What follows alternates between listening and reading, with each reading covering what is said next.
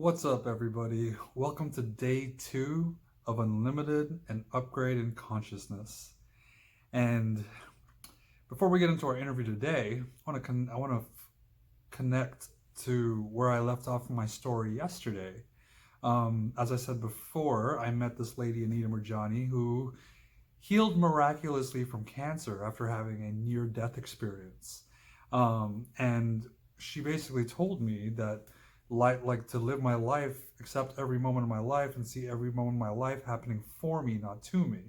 Now, in order to be able to do that, you have to you're gonna have to deal with a lot of your stuff come up because life is always triggering and causing us to, feel all these emotions. And for me, much of my life, I suppressed a lot of my emotions. I never knew how to feel. I grew up learning just to suppress my emotions, being a man, coming from a conservative Indian society.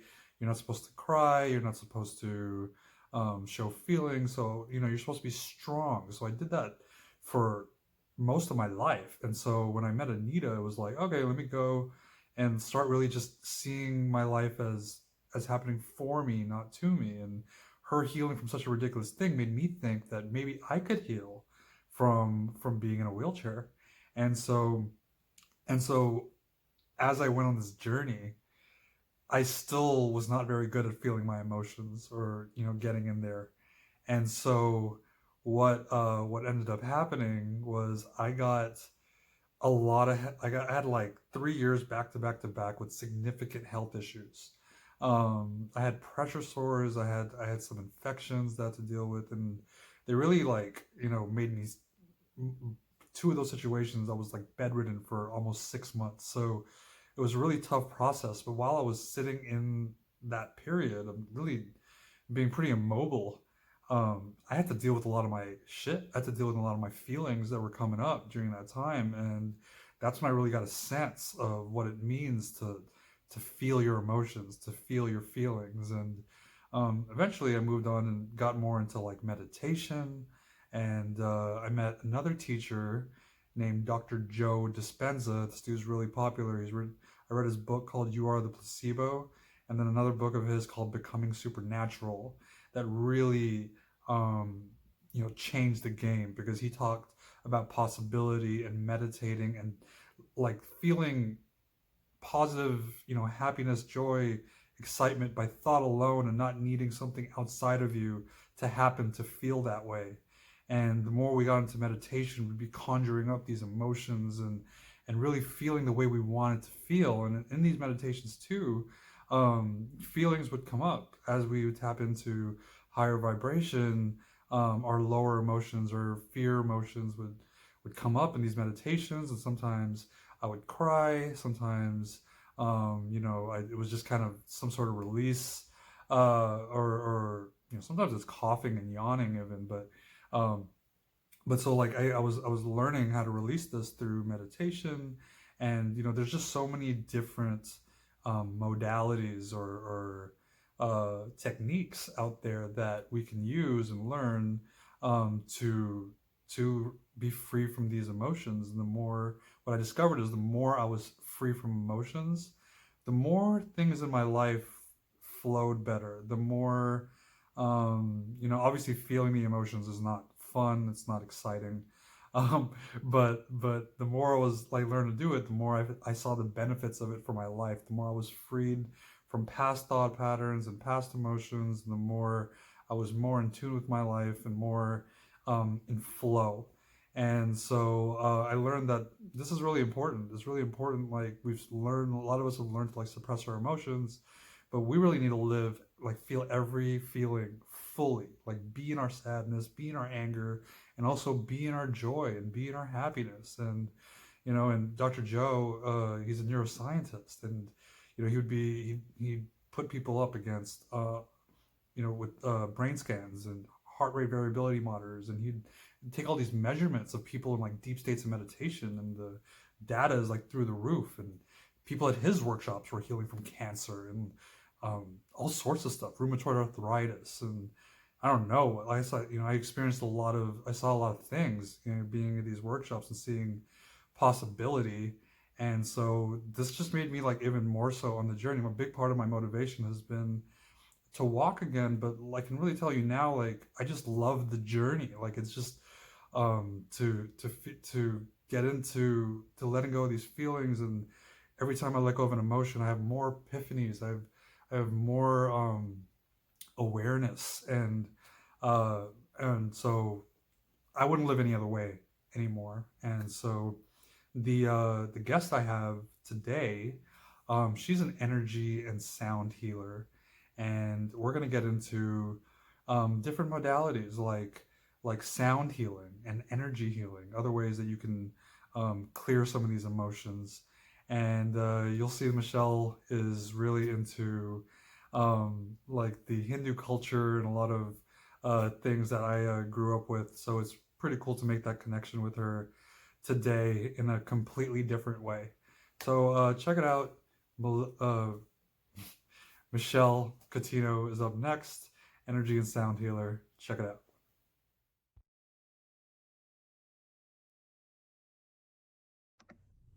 What's up, everybody? Welcome to day two of Unlimited and Upgrade in Consciousness.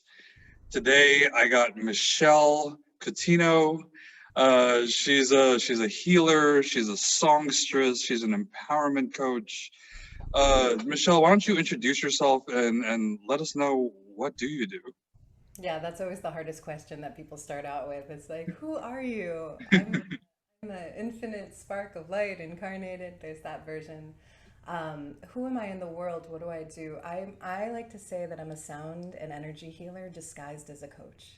Hmm. So I hold space in the container for people. I do work that one could coin as shamanic, though I hesitate to use that word in this time because though we may be multidimensionally trained in lineages, maybe I think you have to really respect who you're in service to, at this time. So I draw from many traditions. Bhakti yoga is a huge Hmm. one. I work with Hindu mantras a lot. But yeah, I offer sound and energy work to transmute trauma in the psyche and the mental and emotional body, and really thread, if you know yogic terminology, thread the koshas, which is the subtle body with the physical body, which is the soul and the soul, all together to create healing and ultimately, what was the name of the event? Upgrade and unlimited. Unlimited and Upgrade in Consciousness. That's my goal. That's what I do. A lot first, there's clearing layers and blockages of that. And I work with the chakras primarily through the voice. That's why I wear my caduceus. It's one of the most beautiful symbols of healing and teaching people to expand their wings, their energetic wings, and wear them in the world. So. That's beautiful. And I'm really excited to dive really deep into that for our conversation. But before we get into that, how did you even get into this? Why did you get into this? Yeah, that's a great question. I started doing energy healing when I was 9 years old because my mom took me to a Reiki share circle in South Florida. And so I mean, I had a very religious upbringing. I was like, went to the top Jewish private school in the country when I was very little. So, religion and my mom was into tarot and astrology. So that as a part of my foundation, the spiritual, it Hmm. was never far. It was like very there the whole time. So it was kind of always with me. And to be honest, I feel like my spiritual ancestry and lineage, whether it's the guides that I walk with or me through past lives, I think I've been steeped in that for many, many lifetimes. Hmm. And in this one, it's just been a process of, you know, the, um, the juxtaposition between being incarnated as like a girl in Fort Lauderdale, and growing up in the 90s and like all the normal stuff, and then like really like attuning to the infinite. And Ram Das was like one of my main teachers in high school. My mom got me Be Here Now, and I started listening to his talks when I was 17, feeling very like I didn't fit into society, like really feeling like this is weird, like I don't get it, about the world, and listening to all he talked about awakening and recognizing everything that he talked about in the 1970s to the people at Naropa in Hmm. Buddhism and all the hippies is like literally what I'm going through, like in my 20s. And so I started communicating with him through Skype, and I met Krishna Das in 2012, and that whole Wow. bhakti yoga like created this. expansion of my soul and my being. So when I sang mantra, I lit up. And so that was like me just seeing like how energetically wide I became when I was like Shiva Shiva Shambho, and I just was like boom, like a galactic being, in a kirtan. And so that was one step. And then plant medicine ceremonies later that year was another step, which we can get into later. And Hmm. um, and that really brought in that particular the way that shamanism works in a plant medicine ceremony is the shaman directs the sound, the energy, and the healing through the sound and the song. And so it really was like combining all the things that I did, right? So I just spoke to like the mantra being the sound, right? Understanding Ram Das is the energy healing, and then the ayahuasca kind of weaving those paths together, and then really understanding like, oh, like this is a real thing. And then as anyone who's done ayahuasca or has spent time with that journey knows, it's a very winding road and winding path. And then I think I kind of got spit out like 2 years ago, where it was like, okay, now how do you bring that into the world? Like everything that you learned. And then I started doing vocal alchemy and empowerment work. And I actually started leading ceremonies. Oh, is my connection a little off? No, you're okay. Okay, good. I started helping facilitate plant medicine ceremonies with my voice and using the healing and doing all of that as well. And then my coaching practice kind of was like birthed out of that. So All right, Michelle, you said a lot of things in in that answer. And I want to touch on a lot of it. And so the first thing I really want to get into is mantras. What are mantras? Why are they powerful? Why do you like them? Fill us in. oh my God. Okay. So, according to like the stories about mantras, is mantras are syllabic sounds, like so syllables. And that actually goes well with toning because when we tone syllables. But there's syllabic sounds that the ancient rishis in India, which is what your lineage is from in this life, Hmm.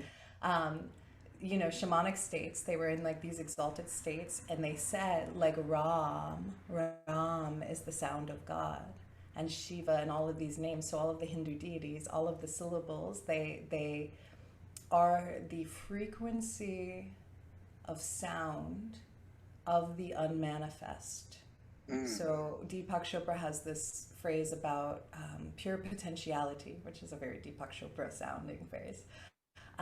But it means the vast nothingness, like that we're all created from. And then out of the darkness, right, was the word. It's kind of that same essence, right, in the Bible, where it's like out of the nothing was the word, and the word was God, or the word was good, and then there was light. So there was first sound, and so these sounds are pulled down from the infinite, um, from nothingness, and brought and create form. They create form just like our thoughts become things. So the unmanifest vibratory reality comes into vibration and creates the world around us.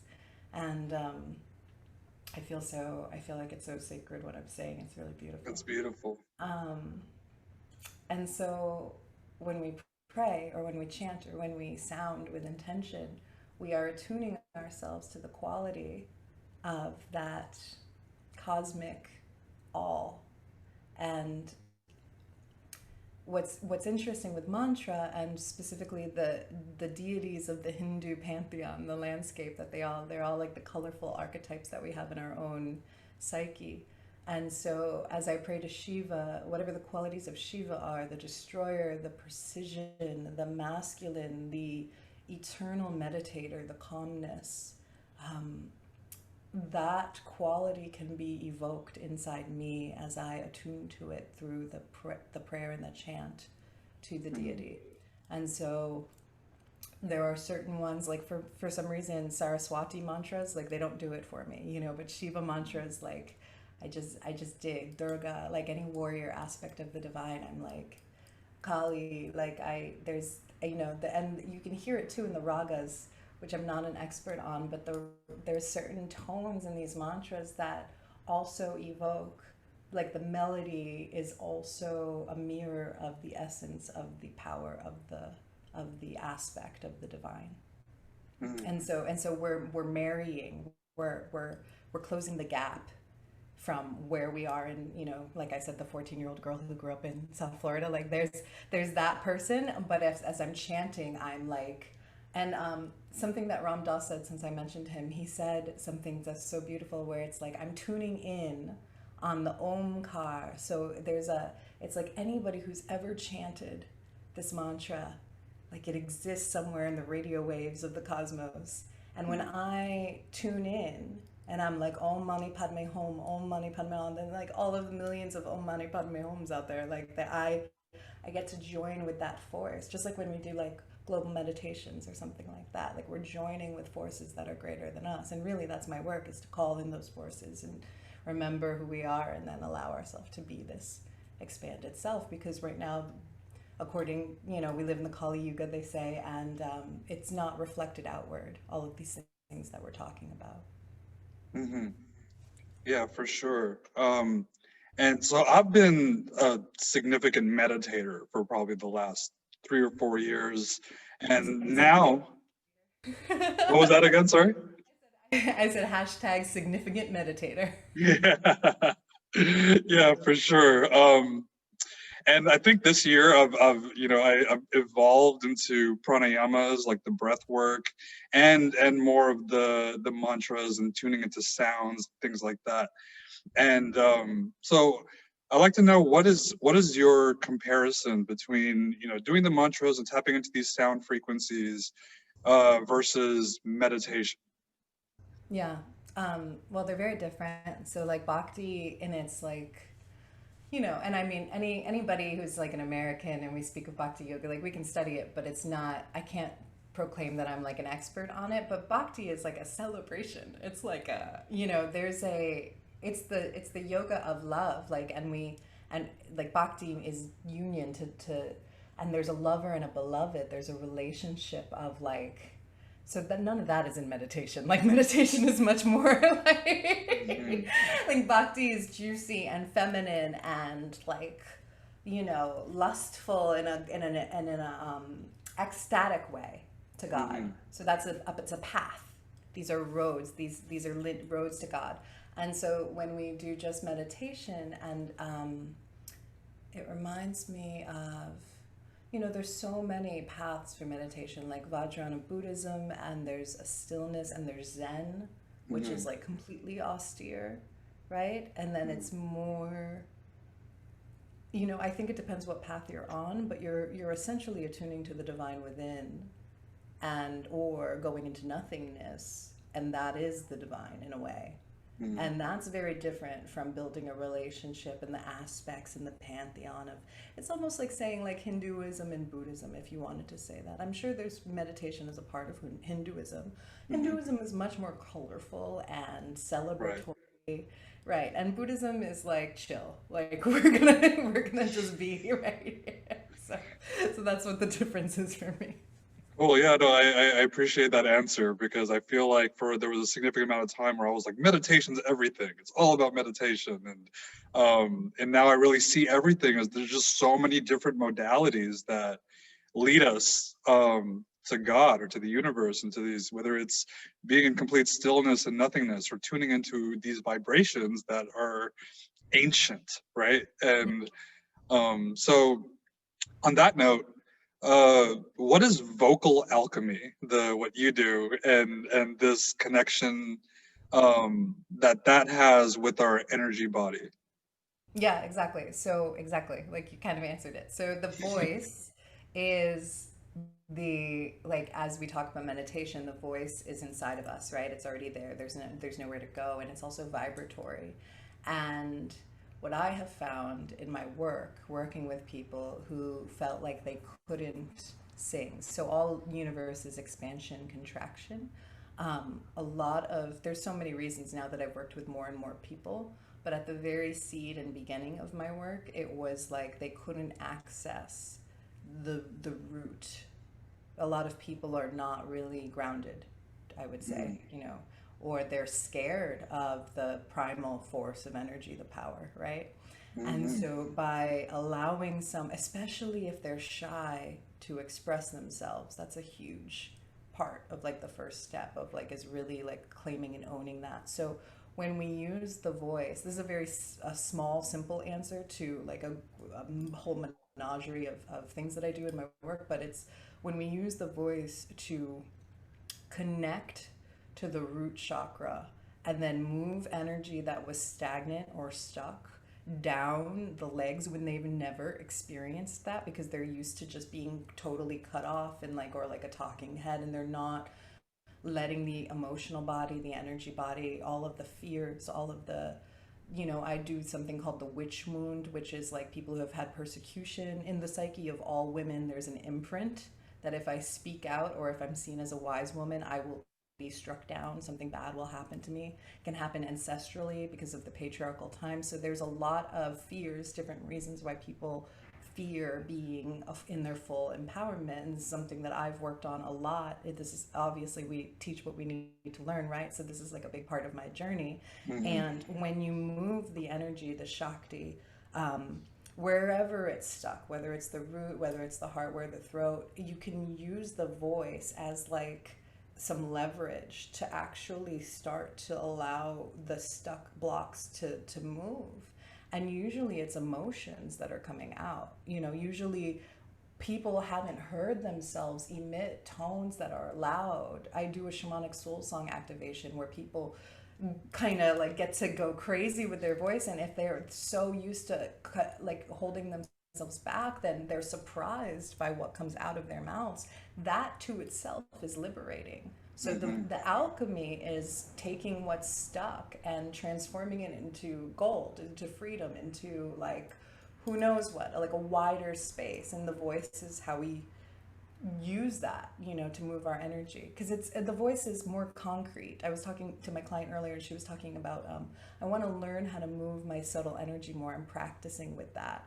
It's harder to teach something invisible and etheric, but it's easy to be like, make a note through that part, and then they're like, oh, okay. So Yeah, and this is something I've learned recently, like, because I was really, for a good like 3 years or so, I was really connected to learning the subtle energy and how to and had amazing experiences with that. But I do find that with sound, using your voice, especially in those chakras and stuff, it's it's almost faster or stronger, or there's just more of a connection. Yeah. that's awesome. Yeah. And so I really kind of want to break down like the chakra system. Okay. If you can kind of go over, the root chakra up and like what that area signifies, what kind of, we get emotions stuck there. Um, Explain that to me. Yeah, do you want me to explain it, or do you want us to tone into it, or what do you Let's want to explain do? it first and then do a little toning. Okay. Okay, so the root chakra is the ancestral lineage of, it grounds you into the earth.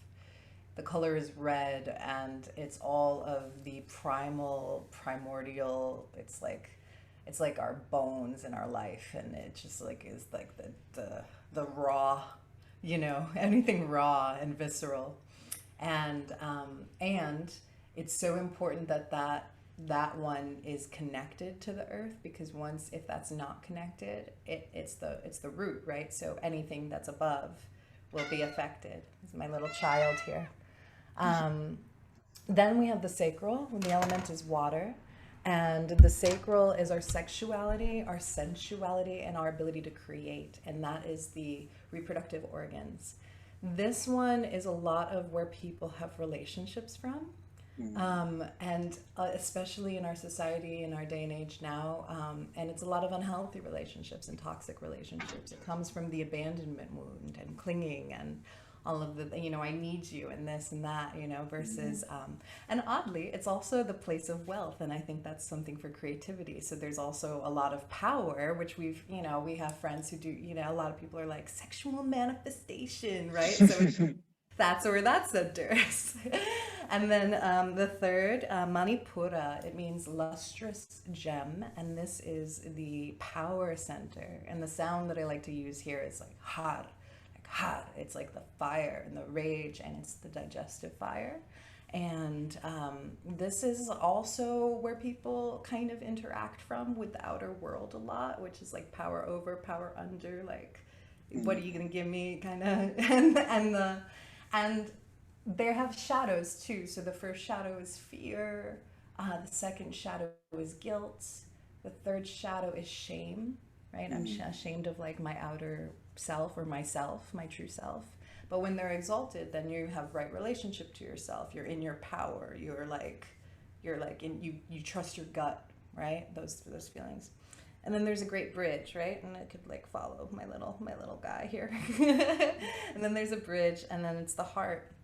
The heart chakra is green, and the word is anahata, and it means unstruck. And the heart chakra is, I love the image of wings on the back of our body.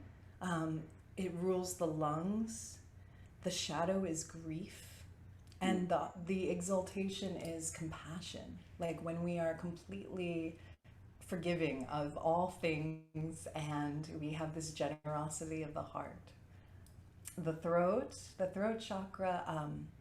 I always get confused about the elements here because they go from here and then it's like something switches and I can never remember what the throat chakra element is. The color is blue, and I think the element might be sound actually, and it governs. Yeah, it makes sense.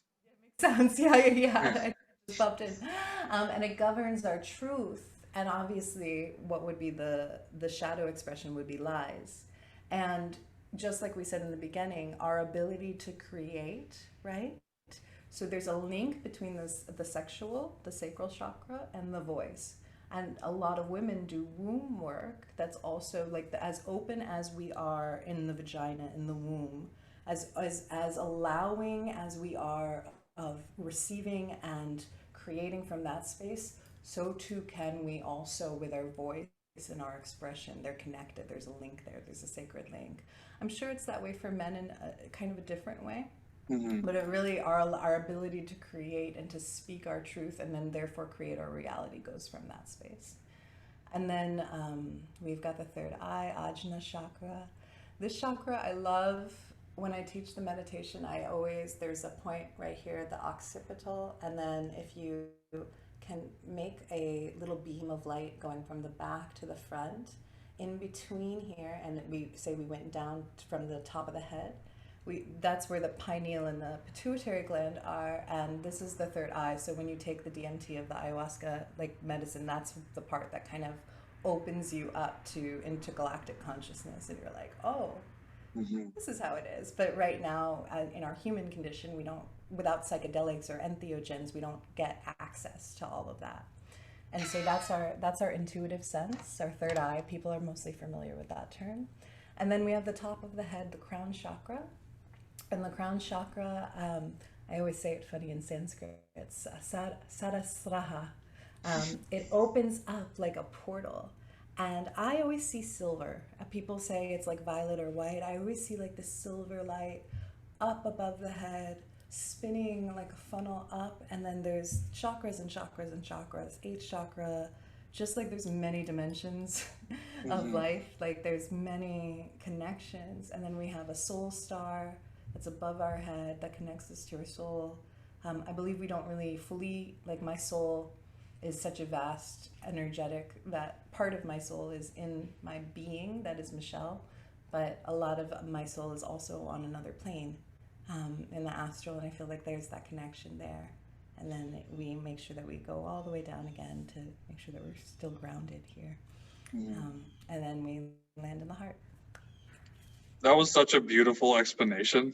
Like you just went through everything, and I just loved it. And I've learned it from different teachers in different ways, but just hearing you eloquently put it in the way you just did, just touched me in a different way. So thank you for that. Oh, my honor. Yeah. Cool. So I'm thinking like, let's get into a little bit of like the plant medicine, and let's end this with a vocal attunement. That sound good? Yeah, I have my bowl. Okay, cool. Yeah. Yeah. And so plant medicine, I've done ayahuasca once. I did it last year. And it was like an incredible experience. I literally went into a place, it's rough. It's definitely a rough experience if you've never had any experience with psychedelics or anything like that. I don't know, you might want, for me, I had training wheels before I did it, so I felt like I was, experienced enough, but it is really intense. And I really went into a place where I really felt like I was the experience, I was the universe experiencing itself through me. It was like it wasn't me anymore. I was just connected to everything that is, and it blew my mind. There was a lot of healing, and um, can you touch on your experiences with ayahuasca and why you think it's important or can be very beneficial for healing? Well, I actually, there's two, I'm a little undigested with whether it's for everyone. You Right. know, there's something, it came across my path at a very beautiful time, and it was very beautiful for a while. And my karma was such that there were different parts of it. So, but I think from the women who have come to me, especially in this last year, like the more that I've done healing for it, I can see also the shadow side to that path.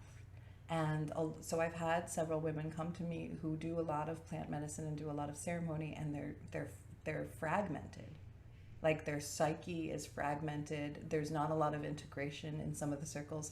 So it's funny that I'm actually changing the reframing the question to like a warning in a way, or like a Hmm. caution to Yeah. people who because what happens is and this is so like to all of my sisters, like I am one with you on this. We are all feel like we have deep medicine to give in our work, and then when we find a source, or like Ram Das would say, when we find a method, the method eventually self-destructs. So you can't ever seek something outside of yourself, right? Hmm. And I'm going to get to the good part in a moment. But so what happens is people become dependent on, oh, this is the thing. And once we do that, there's an attachment. And you know that from meditation, right?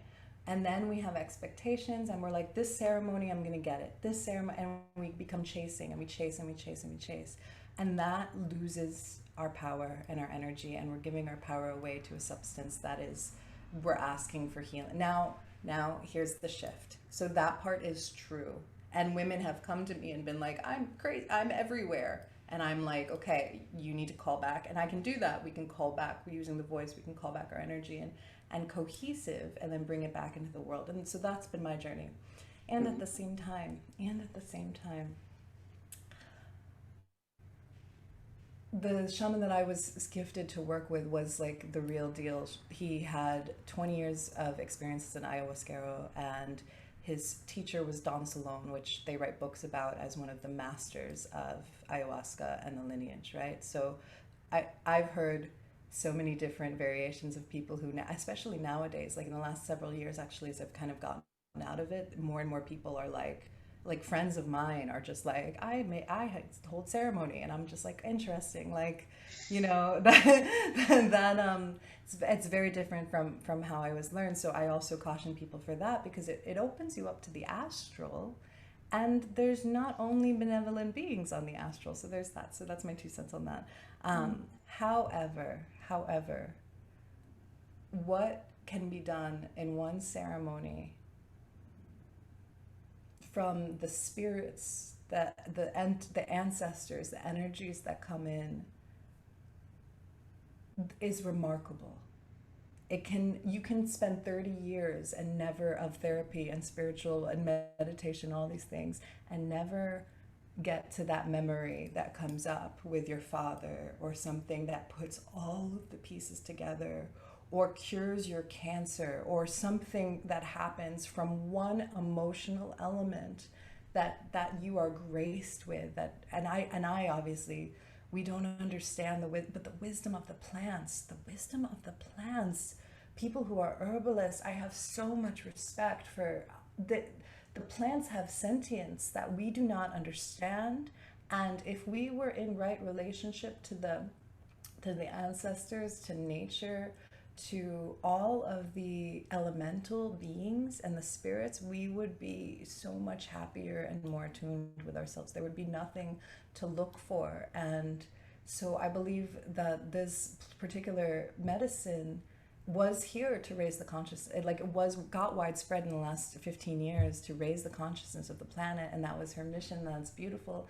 And just like everything humans handle, we're not completely holding it in the right regard and right way. So there's a little bit of loose ends that happen, and balance in all things. So like the more that we can integrate the work, and not do the patterns, you know, the negative, not make it another thing that we're adding on our, like I'm in this course and I'm taking this ceremony and I'm doing all, if we can not do that with it, then it can be, we can have a right relationship to that beautiful, beautiful. I mean, there are healer beings that like come and like repair our energetic nervous system. And I really owe so much of my understanding of myself, and also some of my neuroses, to be honest, but understanding of myself, because I did these things my whole life, energy, sound, etc. And then like it just kind of, when I started to sing in ceremonies, I was like, this is it. Like I sing in ceremonies, like my voice heals others. And I'm still learning on that path to how to, that's a really good segue to doing that and to Yeah. hold space for somebody's energetic body, and offer transmission to help them heal. There is nothing more sacred than that, in my opinion. So I completely agree. And so I feel honored to have this conversation with you. It's so, I mean, it's just so rich. It's got so, you know, so much substance. Um, so yeah, like why don't we do the attunement now? yeah. I had somebody ask me, he's meditating, and so he was asking me, he was like, yeah, I want to get more into the chakras, and what are other ways that we can, you know, heal and stuff. And I was like, oh, you can use your voice, you can use sound, and we're going to be doing the bowl and some vocal stuff, right? And Yeah, I um sing, if that's okay, if I yeah, just for sure. invitation, and we can dedicate it to the journey, the journey with the plants, but also if people haven't experienced that, like just the journey of the soul. That's my cat. He wanted to add, add his own my vocal empowerment kitty. Yeah. Uh, but yeah, just the journey of the soul, like you said, is so rich. Mhm. You know, there's so many layers to it. So, Awesome. and this is a sunstone palladium bowl for those of you who are curious, and it's balancing the masculine and feminine, and just bringing healing. Can you hear it? Hmm. I can feel it. Oh, wonderful! You can see them.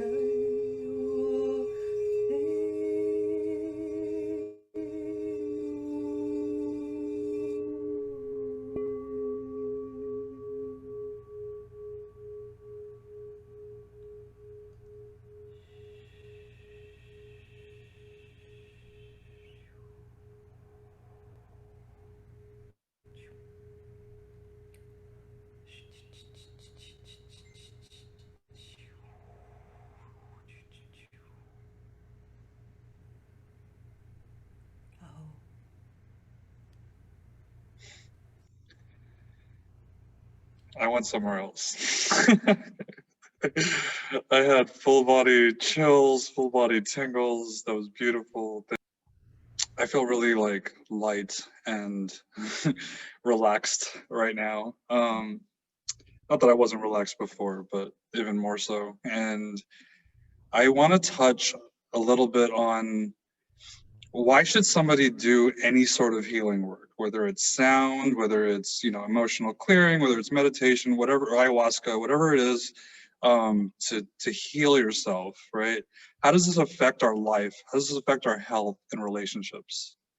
Someone should only do healing work if they're ready to make changes in their life. So they have to have a certain element of bravery, to be honest, because healing work is kind of backwards. And those of us who have gone through awakening processes know that they are a requirement for a dismantling of your life as it currently is, in order to activate what your soul might be calling. Because the whole journey of healing is kind of a setup. Like, we have karma in the past and where we're comfortable and we're familiar, and then in every lifetime the soul sets a new intention for growth. That new intention for growth is opposite of where we've been, so the journey from where we've been to where we're going is not as comfortable.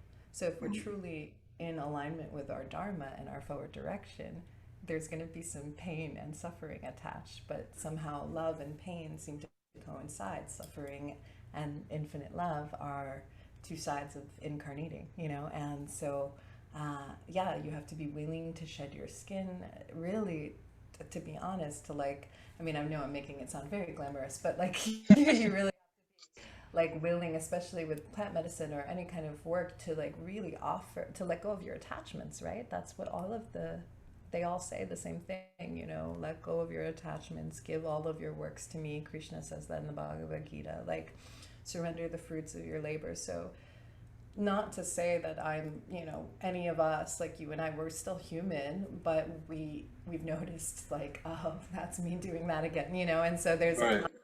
constant willingness to let it go, to give it up.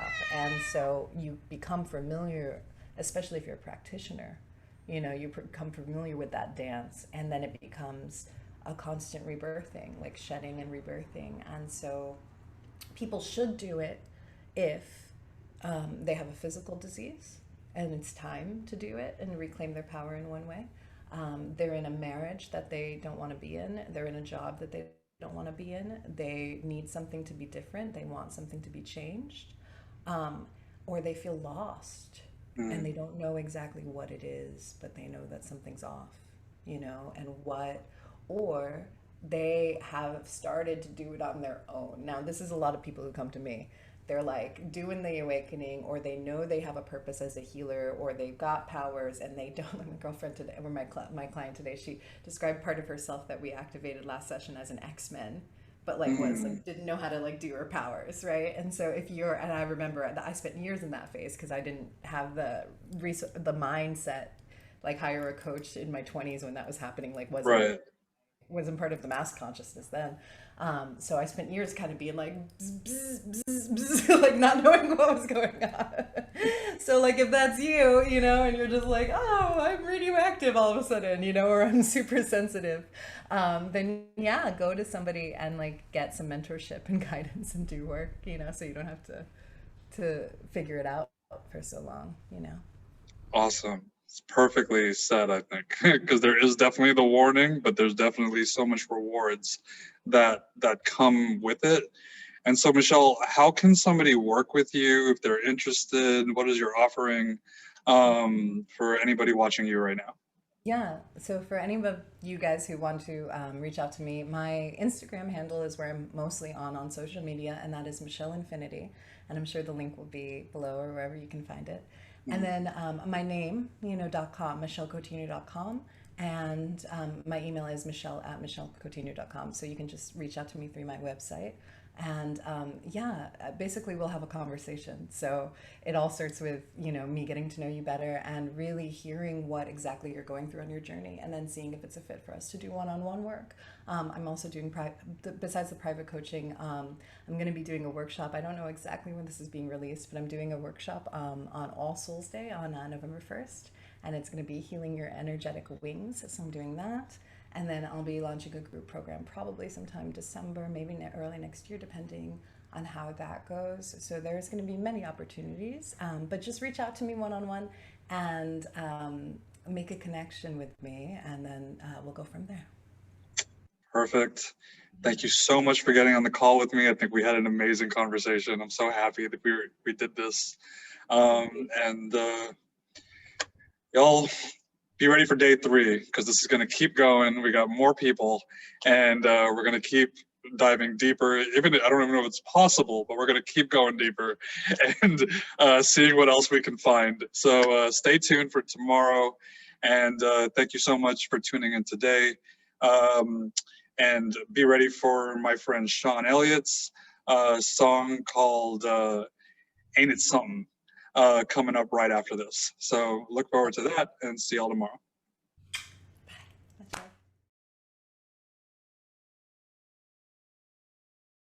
Hey everybody, I'm Shawn Elliot. This next song coming up ties in perfectly, I think. In my own journey through just trying to be okay with myself internally, I started reading all these really interesting facts about life, about energy, about quantum physics. You know, I was just searching for anything that would give me answers as to how to feel better, how to have some peace, how to regain confidence and empowerment. And it just amazed me how many things I had never learned just about myself, about the things I'm made of, about atoms, about energy, about all of that stuff. And so I ended up making a song called Ain't It Something? You know, ain't it something?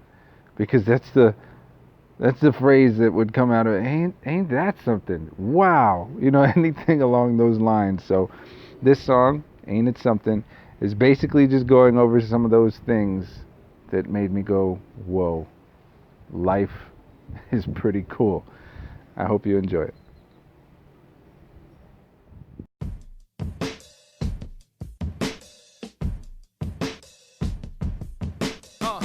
Ain't it something? You're nothing but energy and form. Life came together to collaborate and you were born. All these molecules swarm, solidifying your form. You're like a snowman made of crystals that float in the storm. You're that which that is. That could sound like madness, but the fact is you're made of the same stuff that is formulated planets. You're an electron with the mouth, the tree with the mind. Don't believe me because I said it, just seek and you'll find. Don't conceive with your mind, don't need thinking this time. Cause what I speak of is that which you can see if you're blind. And this is prior to thought, but it's the essence of it. It's what even allowed a thought to magically become it. And it's the core of all existence. It's made of stillness and relentless creative persistence. It's everywhere, but yet we miss it. You wonder what it is, but what it is asking, what is it? Now ain't that something? Now ain't that something? Ain't that something? Now ain't that something? It makes you wonder about your life. Look around the world, look at everything twice. Yeah. Now ain't that something? Ain't that something? Ain't that something? Well, ain't that something? Ain't that something? Yeah. Well, ain't that something? Ain't that something? Yeah. Now ain't that something? There is this test titled on locality. It's where they pair these two electrons oh so casually. And when they meet up, their charges sync up. It's like they know each other's there, so they decide to link up. And that is when the two are split up. Thousands of miles away, you think they'd up and give up. But what they found is when they changed one of their polarities, the other also rearranged. Now ain't that strange? Ain't that something? These two communicate but seem to be connected by nothing. So what's that tell us? Ladies and fellas, maybe that is why we know how people feel before they even tell us. Or when I get a call out of the blue from someone and I tell them, wow, I was just thinking of you. We're all connected and meant to be like different bulbs on the same string of lights upon a Christmas tree. Now ain't that something? Yeah. Ain't that something? Well, ain't that something? Ain't that something? It makes you wonder about your life. Yeah. Look around the world, look at everything twice. Yeah. Now ain't that something? Ain't that something? Ain't that something? Well, ain't that something? Ain't that something? Yeah.